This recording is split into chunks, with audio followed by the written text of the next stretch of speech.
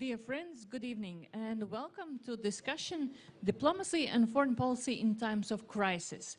Šī diskusija būs angļu valodā, bet ir pieejams arī tulkojums austiņās.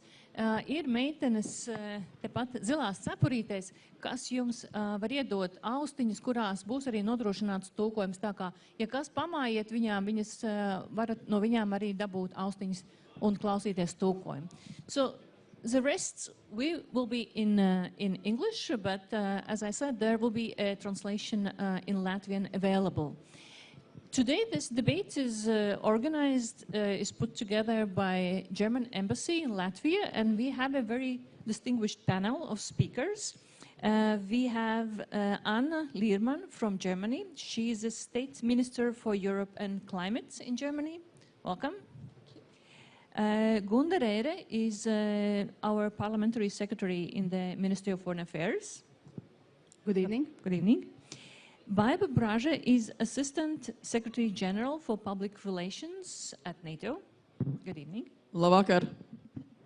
And Andris Spruts now is Member of Parliament for Party Progresīvie, but we probably know him better as long-time Director of a think tank on foreign policy. Good evening. Good evening.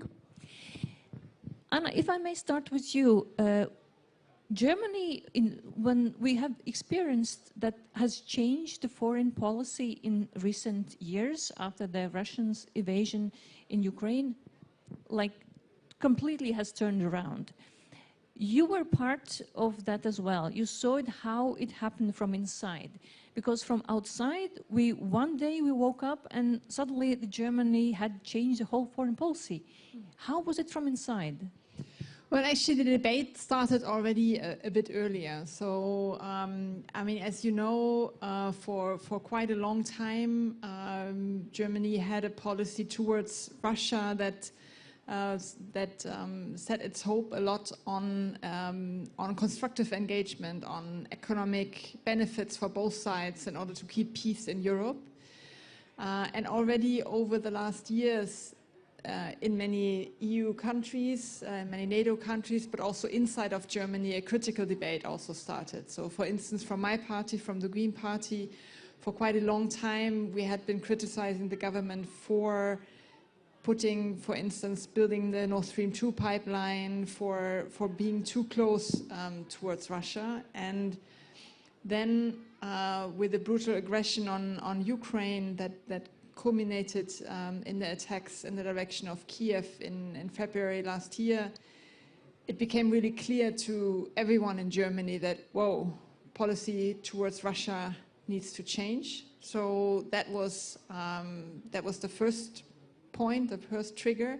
Secondly, then also that it means that actually we really have to understand Russia as a threat to security in Europe, as a big threat, and as a country that is not interested in fruitful cooperation between countries, but a country that has a brutal imperialist agenda that it's willing to push through with brute force, and that only understands also the answer of force, of powerful defense with the help of military, to be stopped. And this really triggered the big speech also by Chancellor Scholz about the Zeitenwende. That means that we are going to, and we are already, invest more into military. We even changed the constitution for that. And also those of us in Germany that used to be relatively critical of strong military now really agree that this really needs to happen now. We need to have a strong military force in order to be able to put up a strong stop sign for Putin to stop his imperialist agenda right there and go back to Russia and not even think about doing anything to the Baltic countries. I mean, that's very clear. And thirdly, for the first time, Germany is now exporting weapons into a conflict zone, large scale, supporting Ukraine also with tanks, and we're by now the second largest donor of military aid, of weapons to Ukraine, and this is really something that we need to do. in order to stop this imperialist war. But how did it work inside the government? Because from outside, here in Latvia, we got a bit frustrated with Germany. Why Chancellor Scholz is so slow in making his decisions? Also, when it came to delivering tanks to Ukraine, what did you have this feeling of being too slow also inside? Well, it was really, I mean, as I just said, it was really a big shift in German policy, right? And also for this kind of shift, you really need to make sure that the public supports you, because we need to be able to support Ukraine long term. So there were a lot of people in Germany, politicians from different parties, think tankers, that have actually pushed for even swifter action. But in the end, I think now we are at a stage where it's very clear, and also President Zelensky has made that very clear at his recent visit to Germany, that he is very, very grateful for this German support. And also, you know, personally, when we were in Kiev last December, no, we were there together at a visit with other EU ministers, and it was actually a day of some of the most heavy shelling from Russians that had occurred until that day, and it was, among others, also a German air defense system that helped to protect us that day. No, and this is really, I mean, this is really important. So this kind of support is there on the ground now, and we are highly committed to do whatever it takes to keep up the support so that Ukraine can be free again. Gunther, since we are speaking about diplomacy in times of crisis, we have seen how German foreign policy turned around. Latvian foreign policy hasn't turned around. It already was on the same trajectory. What has changed? Has anything changed since Russian invasion, full-scale invasion in Ukraine? Well, yes. I must say that you're fully correct. This is what we are emphasizing everywhere, that our perception of threat, our perception of Russia as a potential aggressor, as a potential revisionist power, well, was the same starting from the very beginnings of 1990s. And what has changed after 24th of February, if we are speaking, well, more broadly about Europe, or maybe the Euro-Atlantic community, or democratic countries around the globe, I must say that the perception of Russia as a threat, this is what unites us now. And this is also, I would say, an accomplishment of our diplomacy, if you're talking about diplomacy right now, because this is what diplomacy can do. Well, it can increase the importance of being heard and not, you know, just listened to. I must say, I can reveal that since 24th of February last year, we've heard lots, many times, that actually we should have listened to you earlier or better.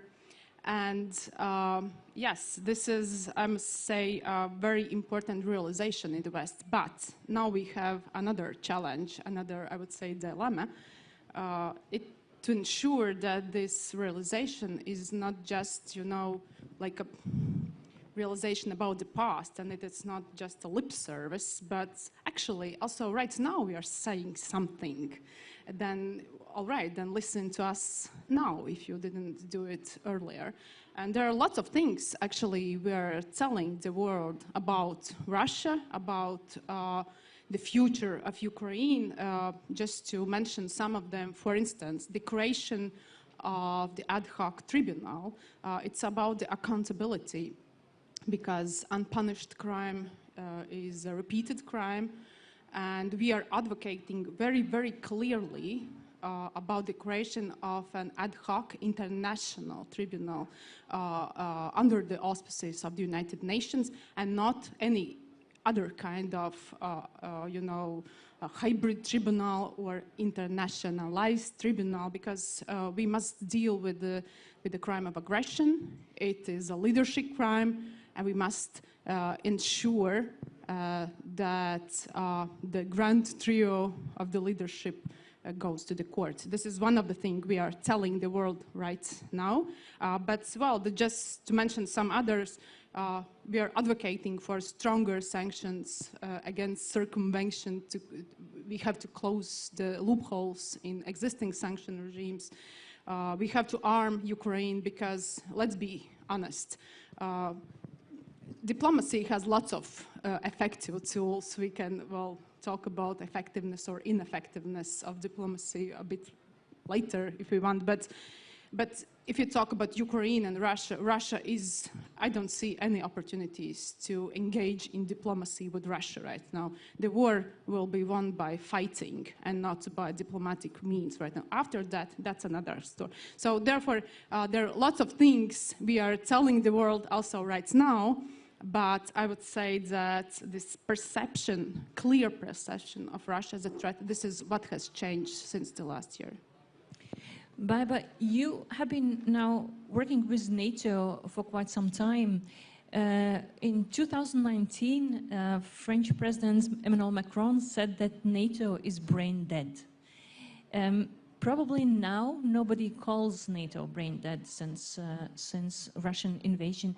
What else has changed also in terms of diplomacy? We know a lot has changed in terms of the military, but in terms of NATO diplomacy. Labvakar un prieks būt skaistajās cēsīs. Paldies, ka esat šeit. Thank you very much for being here. Let me first address the point on brain dead. I mean, people can express themselves in different terms, and especially political leaders, you know, nobody can deny them the right to attract attention. But in a way, it shows also a certain lack of understanding and knowledge what NATO has been doing at a certain level. The real change for NATO started in 2014 with the first Russian invasion, and that truly was a situation when there was little understanding, little situational awareness among the allies what was happening on the ground. There were even allies, you know, wondering if those really are Russian soldiers who are the green men in Crimea. So, but NATO being NATO, you know, it's a political military alliance. The mission is very concrete. It's peace and security for the allies, for the 30 allies at that time, 31 now, hopefully 32 very soon with Sweden. And it was a complete turnaround after 2014. The new NATO military strategy, the whole reset of intelligence collaboration, the whole reset of strategic communications, a huge amount of work that was being done in very practical terms. And what it has led to is that actually last spring, NATO was ready. It was very clear that we had indications, warnings in place, we had the necessary technical means to understand, to see, to communicate. We had the intelligence in place to be able to declassify intelligence. So what the audiences around the world saw in terms of publicity, in terms of release of images and information coming out of Russians moving their troops, moving their equipment and capabilities to Ukrainian borders, was very much the fact that it was NATO where that information was gathered, shared, and where the allies created that common understanding on what was happening at Ukraine's borders. And that's why immediately after also that change of military strategy had enabled American troops to arrive in Latvia even before the invasion started. It was a matter of 4 hours when the Americans landed in Riga airport. And so on and so forth. So there was immediate work that was being done. Indeed, German Zeitenwende with Chancellor Scholz on the third day of the war announcing a total change in everything, including buying the F-35 aircraft, which is nuclear-capable aircraft that Germany will replace its current capability that is totally phasing out. And so the deterrence defense posture of NATO that is now coming, you know, even further in a greater detail, the new capabilities, the defense spending, the allies' clear commitment to spend on defense, but also the role of societies. And I'm very pleased to have so many people here, because it's the society's role that has become much more important, including the private sector role, because if we speak about troops or equipment or enablement being on the front line on the border with Russia, it all has to be accompanied by additional logistical capability, by additional enablement capability, by critical infrastructure, food supplies, communication supplies, medical supplies. There is a whole set for the whole society, whole country approach. So everything is changing, and in that respect, of course, we did pay attention, huge attention, to diplomacy in all ways, especially explaining what NATO is doing, not only to our audiences, but also to Russia. Very clearly making sure that Russians know that NATO is not going to attack Russia first. There is nothing that NATO plans in terms of offensive attacks against Russia. But in the same time, there is a full capability and commitment to deter and defend. It's a very clear signal to Russia, also to the rest of the world, that Ukraine, like Finland, Sweden, like all the other countries, has a choice to decide its future. Like we individually decide, like our children decide where they want to study. The same it applies to a collective level of society. And if Indonesia wants to be a member of ASEAN, fine. And if Ukraine wants to join EU or NATO, it's Ukraine's choice, and it's a choice for NATO to decide, and not for Russia or anybody else.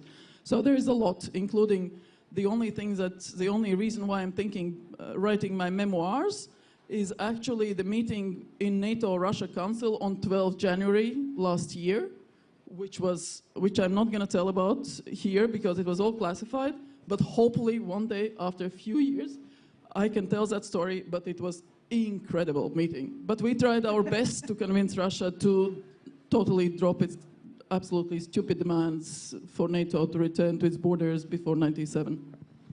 You had a... Yes, it just came in my mind. You know, you had a very provocative question. It is tough to have a good journalist as a moderator, but I think sometimes it pays off to have sharp expressions or maybe very precise ones. I just remembered Chancellor Scholz's speech in Brandenburg. He actually described Putin as the Kriegstreiber, warmonger, and he said that das ist Mord, it's murder. Therefore, there are cases when actually such sharp, strong language is in place. Let me redirect this question to Andris Sprūts. Sharp language in diplomacy. Is it okay? Does it work or doesn't it work? In Latvia, we probably have been sometimes looking at Lithuania. Lithuanian Minister of Foreign Affairs speaks sharply. Journalists love him because there's always beautiful headlines. So he sort of, when he speaks, no grass grows. Does it help? I know that some on this stage are unhappy, I will not call the names, unhappy with Lithuanian performance sometimes. What is your take on that, on sharp language in diplomacy? Because when Zelensky speaks, that's also sharp to his allies. I think diplomacy is about diplomatically choosing the right means in the right context. And of course, once you speak with Russia, I think the sharp language is absolutely relevant, valid, appropriate, because I think signals should be given very sharply and clearly. If you speak with your partners, then of course the context is different. Within the European Union, within NATO, we try to speak diplomatically. And that's why I think the context, how you approach your partners, what is the message, what is your target audience, is extremely important in this regard. Of course, also the sharp language is not only for your international partners. The language is also the communication tool to communicate with your own society. It also depends on the context.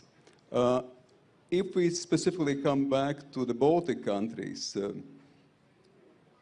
I think we have fundamentally the same security priorities. We fundamentally share the same concerns. We are historically going through or had gone through same goals of insecurity, and that's why, of course, we are very much sort of finding the common language on how we see the sort of future developments as well and future steps forward. But there are nuances. And a little bit jokingly, look, I mean, as one of my Estonian friends, he said, look, what is the only common thing for Lithuanians and Estonians? The only thing, the only issue which unites Lithuanians and Estonians, it's Latvians. Nothing else. I'm a little bit exaggerating, but of course there are also some historical nuances how you communicate. There are political contexts, let's be also realistic. If we speak about Lithuania, for instance, well, there are elections coming as well. But of course, Lithuanians have a tradition to communicate a little bit more sharply and more expressively also in the past as well. So that's why I would still say I think it's a good thing. It's also the good thing to reflect and to compare. Also to actually to play and act the game complementary. And I think what we do in the Baltic countries, some of us are sometimes sharper, some of us are sometimes more diplomatic. On Belarus issues, I think actually Latvia took a quite sharp language some few years ago and was a leader in a sharp and very sort of strict policies and also the activities and our communication tools. So that's why I say yes, coming back sort of to making the round. Language sharpness is part of diplomacy, but you always have to take into account and keep in mind the context and what exactly you want to say and what exactly sort of want to achieve with that language. You wanted to comment? Yes, because I think it's actually not really a contradiction, diplomacy and sharp or clear language. So for instance, Anna Lührmann, our foreign minister, she coined the term vis-à-vis China that we need a strategy of dialogue and toughness at the same time. And that's also what she demonstrated in her visit to China like a month ago, where she clearly also publicly spoke about issues that we are currently having with the Chinese regime. Criticizing Russia for its war of aggression, for instance, would be one thing that would be good from a member of the Security Council. Also human rights issues in China, she clearly addressed them also publicly.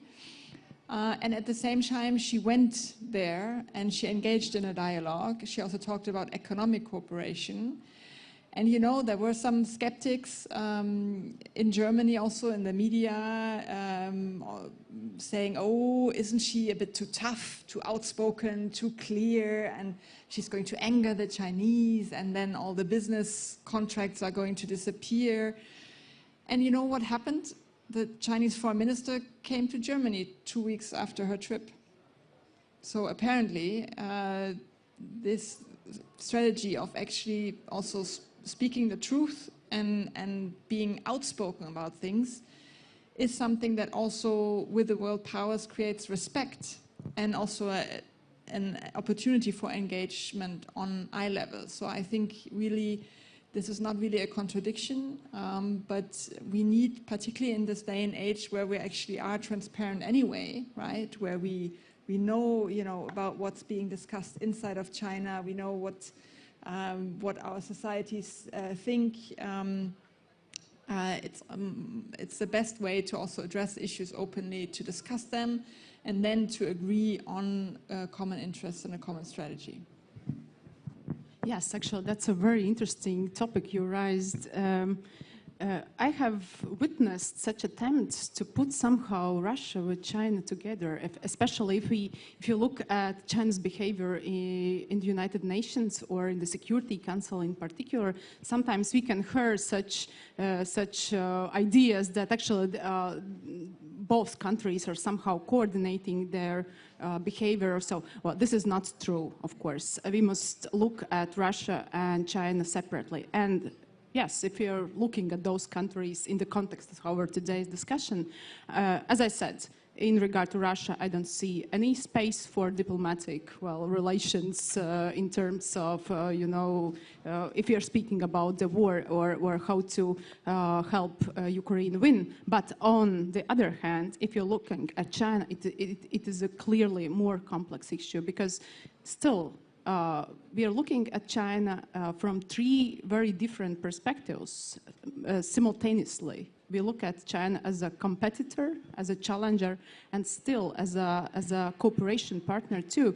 And we shouldn't remember about this third element because, yes, if you look at global challenges like climate change, we cannot solve all those problems without China still. Therefore, there is place for diplomacy also in regard to China, but I must say that we have a specific challenge right now, how to de-risk, I must say, our economic, diplomatic relations in regard to China, because we have to stand up for the European values. This is what China is doing in the Security Council and the United Nations. And at the same time, to protect value chains and the EU competitiveness. So de-risking and not decoupling, this is our task in regard to China. Just very shortly, sort of also on those tools of diplomacy, I was reminded, I think, by Mr. Churchill, that, you know, diplomacy is sending someone to the hell when someone is asking for directions. I guess in case of Russia, you just send Mr. Putin to hell, and that's it, without sort of trying to make it softer in a sense. So the signs, the signals, the language should be very clear. But absolutely, I am very cautious sort of not to simplify things, and when we speak with different, also difficult and challenging partners, also to choose the right language. I think in case of the NATO, I'm reminded by NATO Madrid summit final declaration, clearly Russia is a threat, China is a challenge. We mentioned before French President Emmanuel Macron. Weber spoke critically of him when Macron said that NATO is brain dead. That's my interpretation. But Anders, I wanted to, what is your take on the fact that Macron tried to be diplomatic even when Russia invaded Ukraine? He kept on calling Putin every month till midsummer. Was he right or was he wrong calling Putin? You're asking me? Yeah. Well. It's tough, especially for me as the chair of European Affairs Committee. I'm still engaging with European members, but anyway, of course, this is not the main issue. To some extent, he is right if, at the same time, you give very clear signals to Russia that this is unacceptable, that at the same time you do everything to support and provide military supplies to Ukraine, if you do everything to make the organizations like NATO and European Union stronger. So in this case, I still believe that some kind of channels of diplomacy could be still kept open. In both the countries, absolutely, I mean, no chance, no need, no opportunity, no necessity to speak and to communicate. I think in general, at the very end, some of the countries have their traditions, and to keep some diplomatic windows open still is also the tool to use, but once more, with precondition, with sort of clear policy that absolutely you deter, you punish, you support your allies, you support also Ukraine in this case. So the sending to hell also must be through diplomatic, also the let us say, communication. We started speaking about the French. How come, especially here in Latvia, we all know that there was certain negative feelings towards Germany because we thought that Germany is delaying sending arms to Ukraine, sending tanks to Ukraine. At the same time, France is the biggest military power in the European Union. And there was a lot of German bashing. There was no French bashing. I still don't understand why. What did you do wrong? Well, maybe why everybody went after you and not after the French? Well, you should probably ask somebody else that question, I think. But I think it's very important for us in Germany as really a Central European country to make sure that we live up to our responsibility, also our international responsibility. And maybe it had something to do with the fact that Germany had a relatively modest foreign and security policy until last year actually, one must say, trying to, or as one might say, maybe punching a bit under its economic weight. And this, with the Zeitenwende, has clearly changed. We're saying now, okay, we know we have to live up also to our responsibility in the sense of providing capacities to defend our security in Europe. We have to be more proactive also on a European stage, on international stage. It's also something that we agreed on actually already in our coalition treaty that happened before the escalation of Russia's war of aggression. And therefore, maybe it is, we should take this as a friendly sort of expectation towards us as a country that also is strongly rooted in the region. But now German military support to Ukraine is bigger than the French, right, in terms of amount and money? Yes. But do you have an explanation why those two NATO member states reacted in a way differently? Or were they different in their reaction and attitude? No, at NATO we didn't see any of that, so I can't confirm or deny anything implied in that question. It was very clear unity from the outset, very clear. Whatever national means reaching consensus are, they are different in different countries, like political systems are different. But what we have at NATO is, it's a family. It's literally a family which unites around the most crucial issues. Because you don't joke about issues around nuclear deterrence, around military capabilities. This is not something that you argue about, you know, at a dinner table. So within NATO, there is a very clear unity on what we need to achieve, which is peace and security for members of NATO, from Portugal up to Iceland, US, Canada, 31 allies.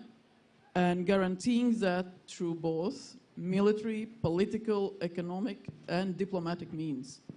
When we speak about the core tasks of NATO, which is collective defense, so deterrence and defense, which is crisis management, NATO still does one of the biggest crisis management operations, which is Kosovo.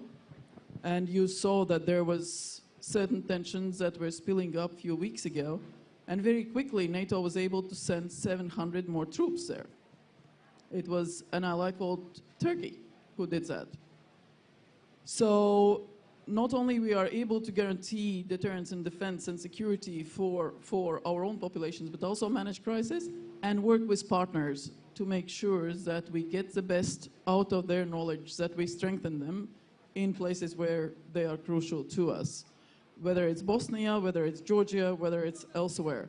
So that all forms NATO's core tasks. And we make sure also that all the allies contribute their knowledge through diplomatic means. So one of the instruments of powers that NATO has is diplomatic instrument of power, meaning engaging with other countries, but also getting the knowledge, getting the information, understanding other countries.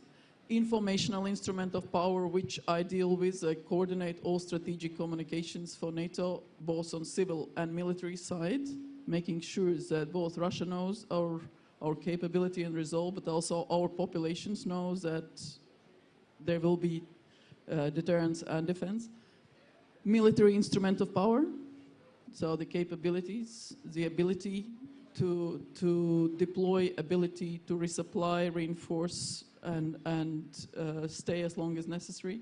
An economic instrument of power, which is very closely related both to diplomatic instrument of power, informational, but also. And that's where the unity comes in, because when we speak about unity of NATO, it applies not only making necessary political military decisions, but also, for example, implementing sanctions, which is partially in the EU field, but it's also a lot in the national field. It's making sure that sanctions are not avoided, that our companies clearly know that if they do that, it detrimentally affects the security interests.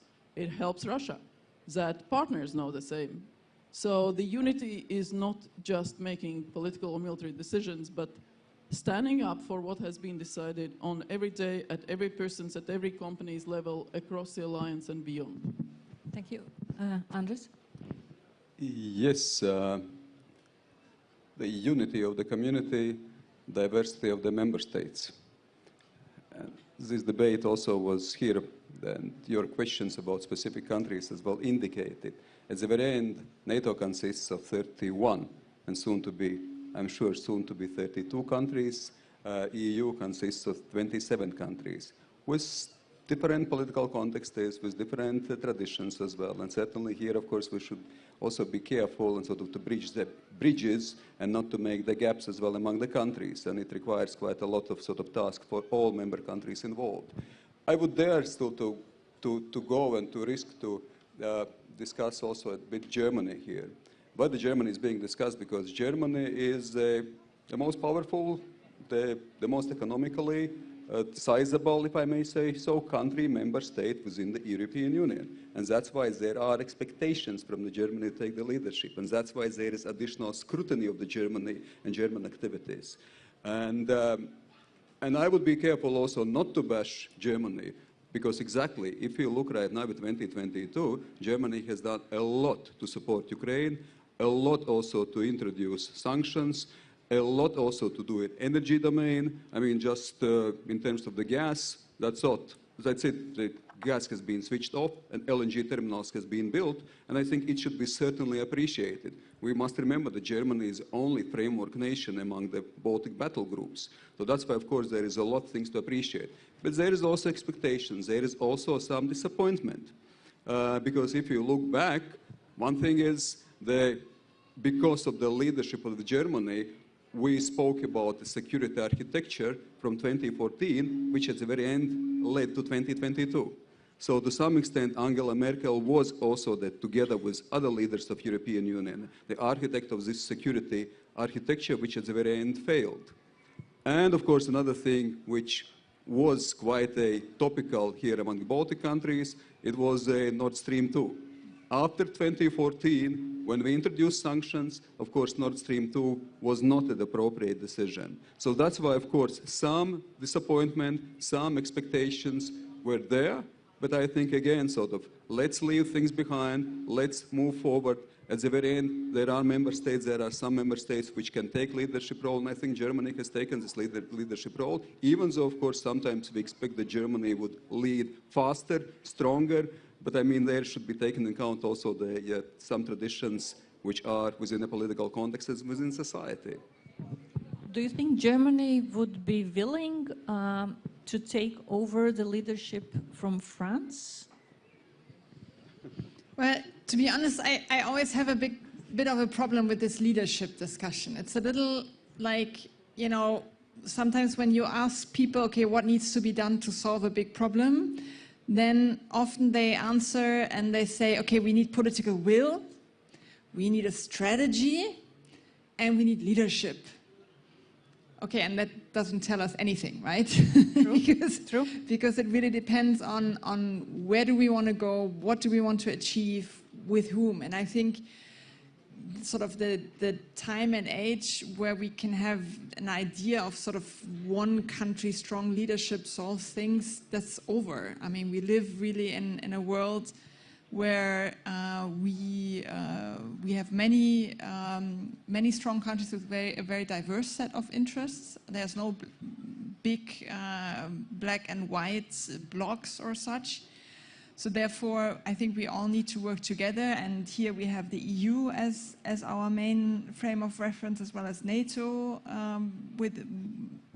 as key frame of reference, where we really need to use these two big alliances with their different strengths to work together for achieving our goal. And I think what we want from our government, and where we are also trying to convince the German public, you were talking about that as well, to follow us, is that we really invest more in security, in defense, in our foreign policy, but that we do that also not in a way trying to sort of impose our political perspective on the world, but on the contrary, to do our part and to chime in according to also the economic weight that we're having, while at the same time really taking into account the concerns, the perspectives also of, for instance, smaller EU member states. So we really, all of us, put a lot of effort into reaching out to member states, be it the Baltic countries or others, to really understand perspectives and to help in forming a healthy consensus in the EU, for instance. But still, at the same time, German-French access is very important in the EU, and if it does not work, then things do not work smoothly. Now, a French president visited the German chancellor. They had a dinner together in a Michelin star restaurant. We know all that. If I may provoke you to a bit of gossiping, so do you know what they talked about? How did it go? Because that's I know that a lot well, of wine right? was consumed.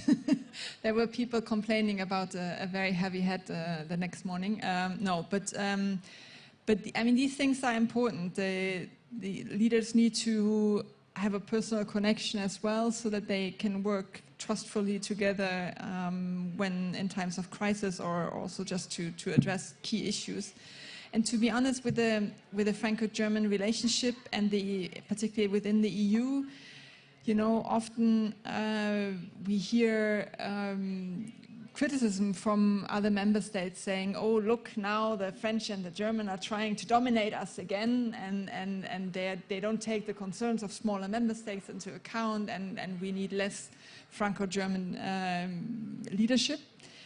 And then we had this moment back in October where we had to postpone our Franco-German Ministerial Council because the progress wasn't enough, and there was all these debates about a crisis in Franco-German relations. And then actually in the General Affairs Council in Brussels, a lot of colleagues came over to me and were like, Anna, are you okay, the French and you? What is happening? We need you to work together. We need a strong Franco-German relationship in order for Europe to be strong and be able to act together. So yeah, so there's always a bit of a love and hate. When it works too well, then it's not right, and when it doesn't work well, it's not right. So I guess we need to find the middle ground and really work together with others as well, what we're also trying to do. Anna, I really like what you said about personal connections. I can reveal you that after the COVID-19 pandemics, when actually lots of our work was done remotely, yeah, we had Zoom meetings and also Zoom diplomacy. And then we evaluated in the Foreign Service, well, how it worked out, pros and cons. And I really can, also from my side, I can say that personal connections in diplomacy are so vital and important, because we concluded that, all right, the work was done, but not that effectively as we can do this in meetings, in lunches or dinners, or just in, well, face-to-face meetings between among our partners. This is important, what you said.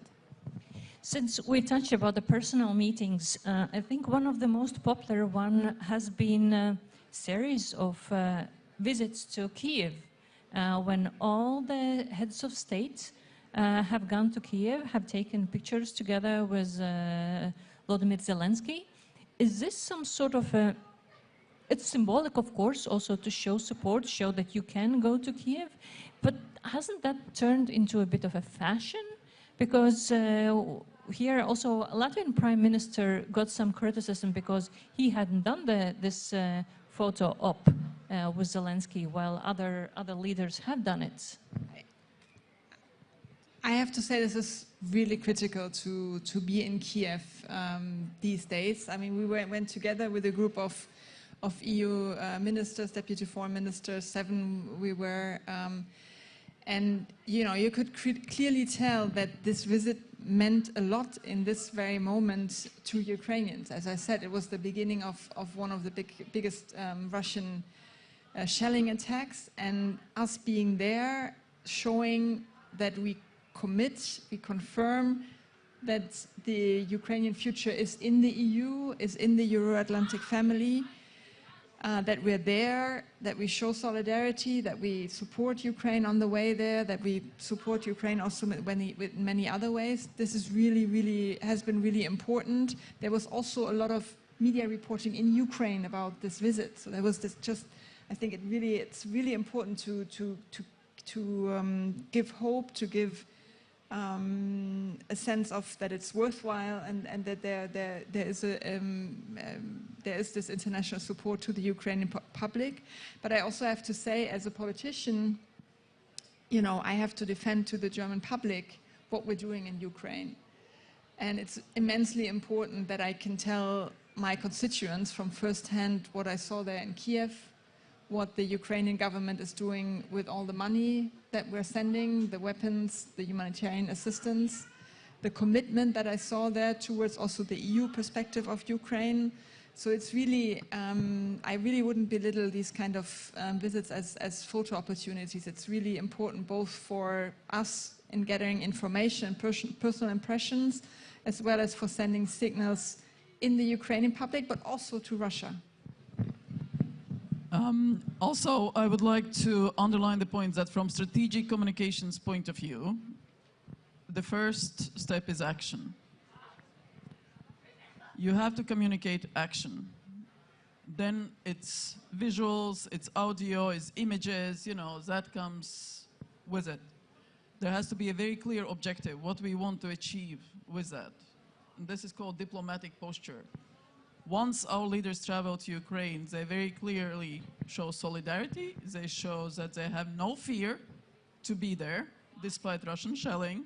They demonstrate very clear commitment to Ukraine's future. So this is a very high-level strategic communications. When we provide lethal aid as allies to Ukraine, we show that we believe that Ukraine is interoperable with NATO standards, which is the ultimate objective for all the packages and all the training provided to Ukrainian soldiers. Because the decision about Ukraine being NATO member was made in 2008. Political decision has been made. The way there is currently through the war. Ukraine has to be victorious in the war. So by providing the training, by providing that aid to Ukraine, by ensuring communications, by ensuring drones, everything else, we ensure Ukrainian interoperability with other NATO forces, we ensure their future, we ensure full commitment that we demonstrate with those visits, with that engagement and having Zelensky or having anybody else. But more important is furthermore, that our societies are supporting it. It's those millions of euros that our people send to Ukraine through the NGOs, through the Twitter convoys, through everything that we do, humanitarian, financial, other aid. It's as important because that shows Ukrainians that it's not only about leaders and political decisions, but all our societies are as committed to Ukraine. And that is the future of Ukraine. When leaders decided in Madrid that Russia is a threat, terrorist groups is the most significant asymmetric threat to our citizens, because, okay, in Latvia we haven't had a single act of terrorism, but we have allies who are under constant terrorist group threat. But in the same time, we at 31 leaders level said that Ukraine plays a central role in Euro-Atlantic security. It's a big thing to say. That means that we de facto say that we are dependent on the Ukrainian future for the security of ourselves. So at the end, it's about us. Yes, we support Ukraine, but at the end, it's about our security. So all the steps, the visits, the aid, the economic support, the reforms, because we will get also to the need of continuous democratic institutional reforms in Ukraine.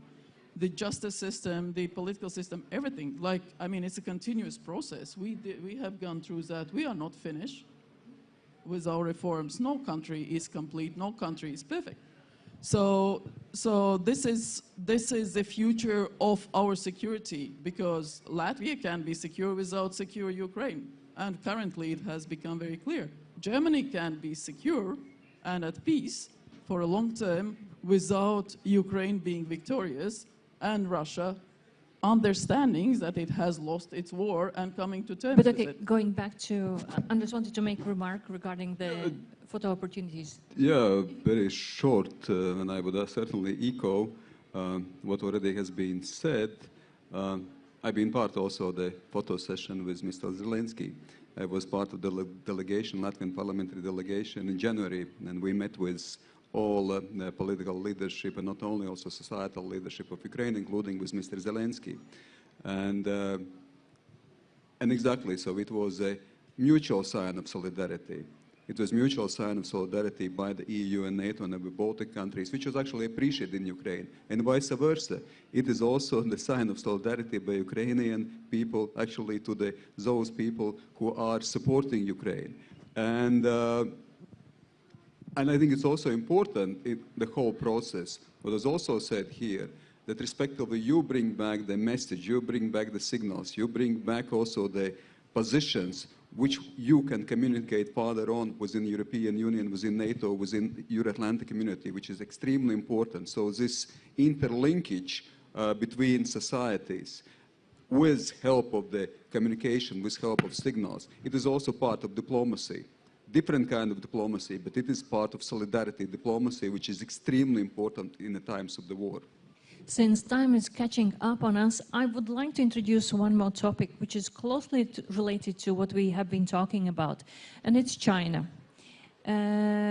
We cannot ignore that there is another, as we call it, competitor, strategic competitor, but we know that China is looking at everything, how the West is reacting towards Russia, how the West is helping Ukraine, how much is helping, and it's probably learning its own lessons. So my question is twofold. What we are learning from our experience with Russia, how we reacted maybe too late when we think about China, and what do you think China is learning from all this? For us, the lesson is very clear. We have to stop being naive. We have, in the past, really opened too much also of our strategically important infrastructure for Chinese investments. That makes us vulnerable.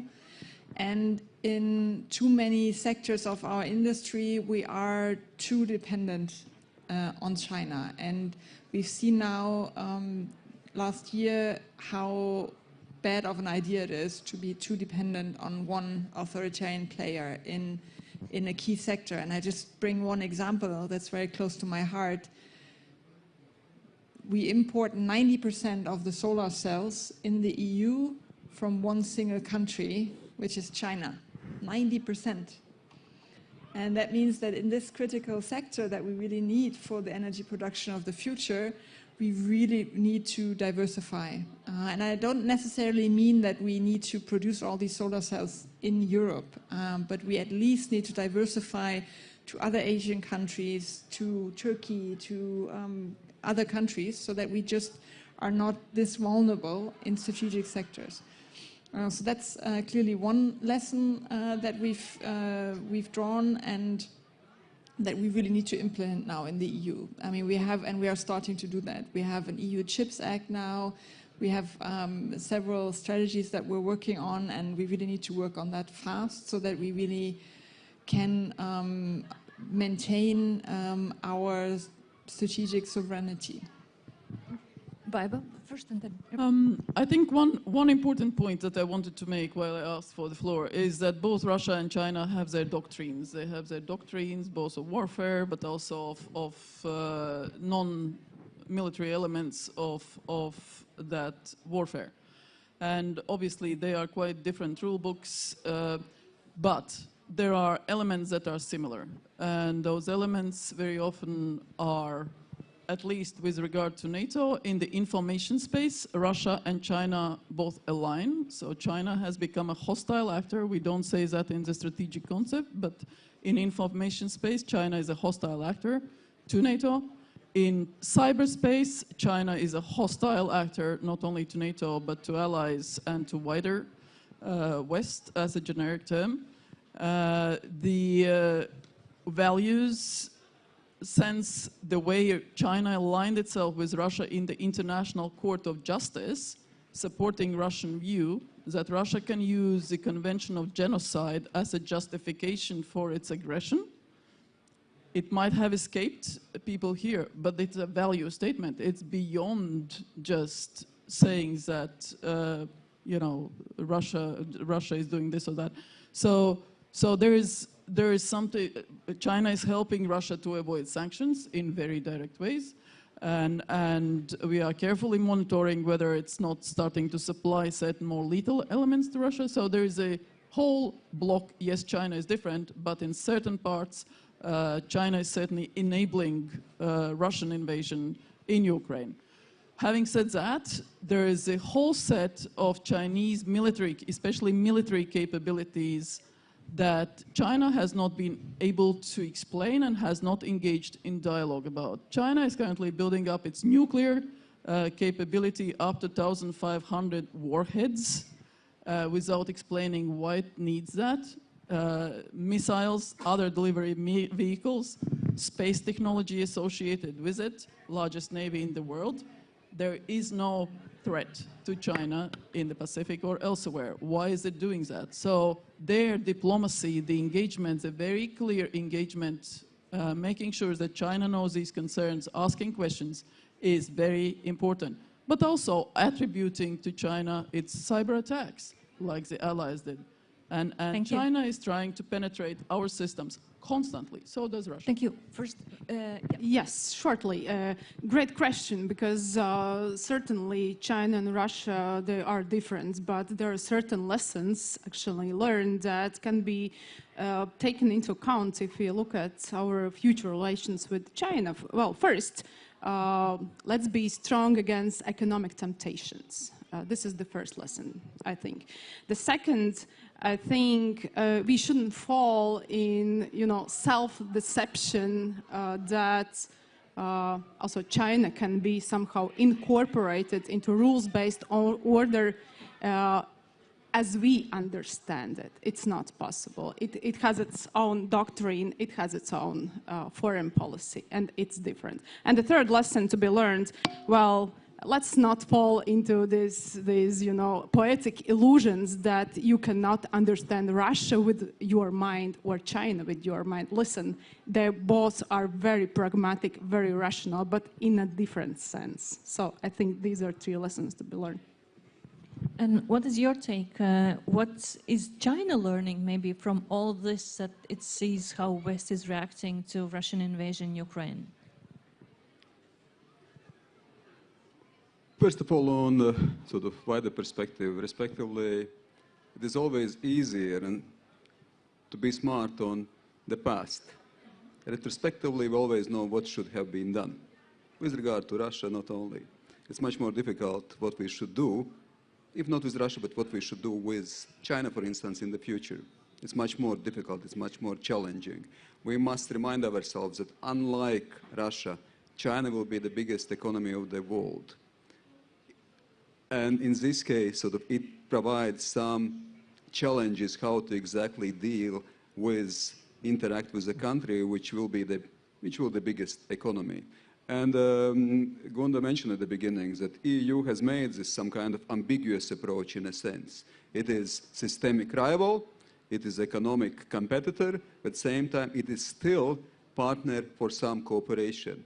For instance, on climate, as it was said as well. So that's why I think, at least if we speak about ourselves, we should prepare ourselves for the worst and not be naive, but at the same time to do everything to avoid the worst. One thing which is important, and I think what also China would be learning, if we become more resilient.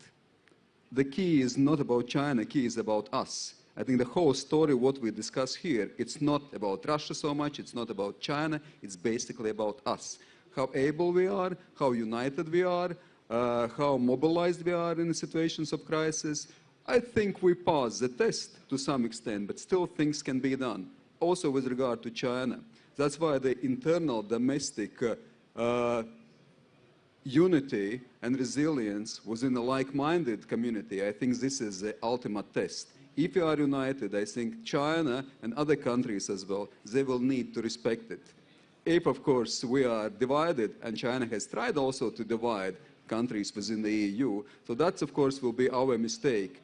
But if you are united, I think in this case, it will be the learning lesson that China actually now is taking the wait-and-see approach. Yes, on some of the issues, I agree with Baiba, but some of the issues, China is very careful also to engage with Russia and sort of keeping the wait-and-see position. So that's why I think that at the very end, the key and answer is how we behave and how we act and what kind of lessons we draw. And resilience is the key in this case.